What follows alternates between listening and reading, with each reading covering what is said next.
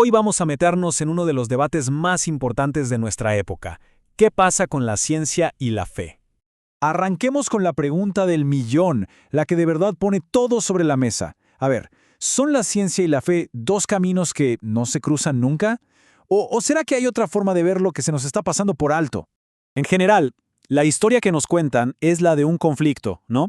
Como dos rivales peleando por quién tiene la verdad. Por un lado, la ciencia, que explica el cómo con pura evidencia. Por el otro, la religión, que explica el por qué a través de la fe. Y así, a simple vista, parece que el choque es inevitable.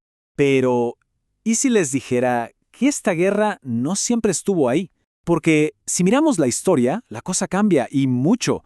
De hecho, esta idea de un pleito eterno entre ciencia y fe es bastante nueva. Pensemos un momento en los padres de la ciencia moderna, esos gigantes sobre los que se construyó todo lo que sabemos hoy.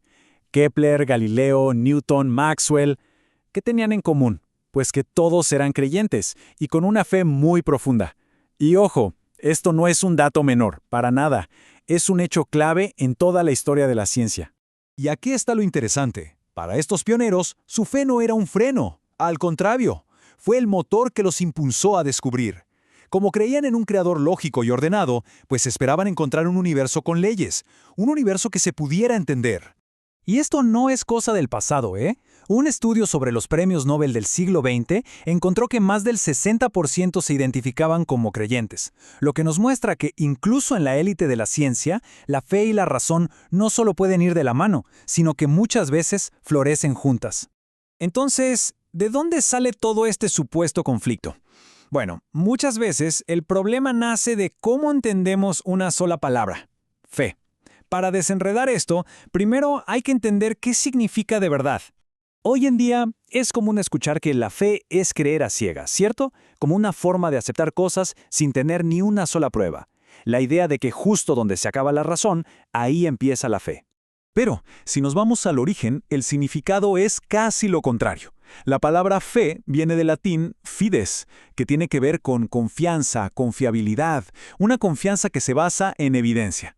O sea, no se trata de creer a pesar de la evidencia, sino de confiar gracias a ella. Y la verdad es que todos usamos este tipo de fe, esta confianza basada en evidencia, todos los días y sin pensarlo. Confiamos en que la silla no se va a romper, en que un evento programado va a ocurrir. Incluso los científicos confían en que su método es válido para descubrir la verdad. Y esto nos lleva a algo increíble. La ciencia misma se apoya en un acto de fe.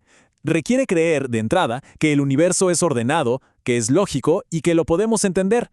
Sin esa confianza inicial, la ciencia ni siquiera podría dar el primer paso. Bien, esto nos abre la mente a una nueva forma de ver las cosas.